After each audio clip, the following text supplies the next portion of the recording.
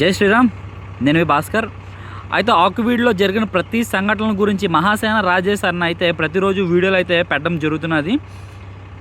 అన్న, నేను నిన్ను ఒకటే అడగాలనుకున్నానన్న, అక్కడ ఉన్న దళితులు నువ్వు సపోర్ట్ చేస్తున్నావా లేదంటే క్రిస్టియన్స్కి నువ్వు సపోర్ట్ చేస్తున్నావా? భారత రాజ్యాంగం ప్రకారం ఎస్సీ ఎస్టీలోని ఎవరన్నా క్రిస్టియన్స్ ఉన్నారా? భారత రాజ్యాంగం ప్రకారం నువ్వు అలాంటప్పుడు దళితులు అని పదేసారి దళిత అన్నావు కదా, ఈ దళితులు హిందువులు ఉన్నారన్నా క్రిస్టియన్స్ ఉన్నారన్నా? నేను నిన్ను ఒకటి అడగాలనుకున్నాను.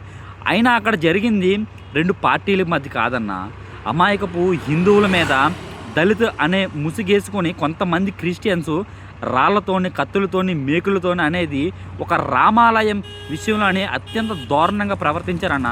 అది నువ్వు మాత్రం ఏమాత్రం నువ్వు సమర్థించలేకపోతున్నావు. ఎందుకన్నా? నువ్వంటే నాకు మర్యాద ఉండేది, బట్ ఇప్పుడు ఆ మర్యాద అంతా నిజంగా పోయిందన్న. ఎందుకంటే నువ్వు దళితుల కోసం మాట్లాడుతున్నావు, క్రిస్టియన్స్ కోసం మాట్లాడుతున్నావు, ఏం అర్థం కావట్లేదు. అక్కడ జరిగిన తప్పు అని చెప్పి నువ్వు ఎందుకు ఖండించలేకపోతున్నావు అన్న? పోనీ అక్కడ దళితులు ఉన్నారు, పోనీ ఆ రామాలయమాలు ఏమైనా శుభ్రంగా చూసుకున్నారన్న అంటే అది లేదే. మరి చెత్త కుప్ప కన్నా దారుణంగా వదిలేశారు. మరి వాటి గురించి నువ్వు మాట్లాడాలి, కానీ ఈ వైసీపీ వాళ్ళు ఇచ్చేశారు, వాళ్ళు వచ్చేసారు, నువ్వు అదే ఎలా మాట్లాడుతావు అన్న? దయచేసి నువ్వు అక్కడ హిందువులకైనా సపోర్ట్ చేయు, లేకపోతే క్రిస్టియన్స్కైనా సపోర్ట్ చేయి. దళిత అని చెప్పుకున్న కొంతమంది క్రిస్టియన్స్ మాత్రం నువ్వు సపోర్ట్ చేయడం నాకు ఏమాత్రం నచ్చలేదు.